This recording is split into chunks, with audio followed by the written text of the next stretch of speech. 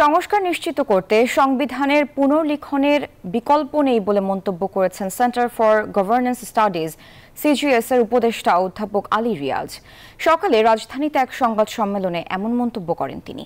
আলী রিয়াজ বলেন, এক ব্যক্তির শাসনকে শক্তিশালী করতে পরিকল্পিতভাবে রাষ্ট্রের প্রতিটি প্রতিষ্ঠানকে ধ্বংস করা হয়েছে। তাই রাষ্ট্রের পুনর্গঠন ছাড়া গণতন্ত্র সুরক্ষিত হবে না। মানবাধিকার ও গুরুতর আইন লঙ্ঘনের ভুক্তভোগীদের বিচার নিশ্চিতকরণ, বিচার ব্যবস্থা, নাগরিক প্রশাসন, সাংবিধানিক সংস্থাসমূহ, আইন প্রয়োগকারী সংস্থাসমূহ, গোয়েন্দা সংস্থাসমূহ, অর্থনৈতিক নীতিমালা সহ ব্যাংকিং খাত ও বৈদেশিক ঋণ এবং গণমাধ্যম ইত্যাদি পুনর্গঠন প্রয়োজন। ভারতীয় গণমাধ্যম ৫ আগস্ট থেকে যে ধরনের অপতথ্য ছড়াচ্ছে তার জবাবে সত্য ঘটনা তুলে ধরে ভারতীয় প্রচারণার জবাব দেওয়ার আহ্বান জানান এই অধ্যাপক। গত ১৫ বছর ধরে সবচেয়ে বড় ক্ষতি যেটা হয়েছে সেটা হচ্ছে যে রাষ্ট্রের যে সংগঠন, সেই সংগঠনগুলো, প্রতিষ্ঠানগুলোকে ধ্বংস করা হয়েছে।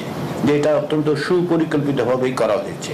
প্রতিষ্ঠানগুলো নিজে নিজে ধ্বংসপ্রাপ্ত হয়নি, এগুলোকে ধ্বংস করা হয়েছে এক ব্যক্তির শাসনকে দীর্ঘায়িত করার জন্য।